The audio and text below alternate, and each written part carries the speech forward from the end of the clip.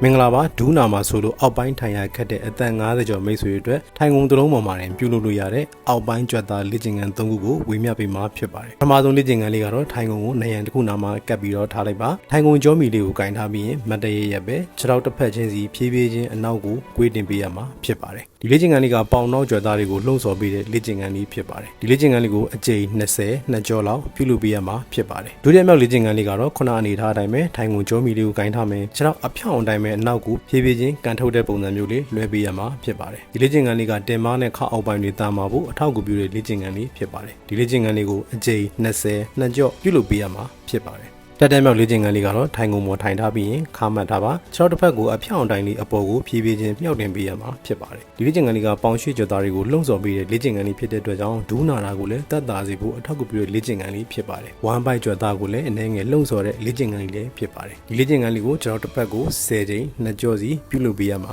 ဖြစ်ပါတယ်ဟုတ်ကဲ့ကျွန်တော်အခုပြခဲ့တဲ့လေ့ကျင့်ခန်းလေး3ခုကဒူးနာမှာဆိုလို့အောက်ပိုင်းလေ့ကျင့်ခန်းတွေလုပ်ဖို့ခက်ခဲနေတဲ့အသက်50ကျော်မိတ်ဆွေတွေအတွက်ထိုင်ကုန်လုံးကိုအသုံးပြုပြီးတော့လေ့ကျင့်လို့ရတဲ့အောက်ပိုင်းကြွသားလေ့ကျင့်ခန်း3ခုဖြစ်ပါတယ်လေ့ကျင့်ခန်းလေးတွေကမိတ်ဆွေတွေတဲ့အဆင်ပြေမဲ့ကြိုးရှိမယ်လို့ကျွန်တော်မျှော်လင့်ပါတယ်ဗီဒီယိုလေးကိုစောင့်နေကြည့်ပြီးတော့လည်းအားလုံးကိုကျေးဇူးတင်ပါတယ်ကျွန်တော်ကတော့ကိုလူလေးပါပေါင်200ကျော်တဲ့သူတွေနဲ့အလုပ်များလို့လေ့ကျင့်ခန်းအတွက်အချိန်မပေးနိုင်တဲ့ busy professional 900ကျော်ကိုအိမ်မာနေရင်ပြန်လဲကျန်းမာလာစေခဲ့တဲ့ rehab system နဲ့ကူညီပေးနေတဲ့ Fat Loss Guide တယောက်ဖြစ်ပါတယ်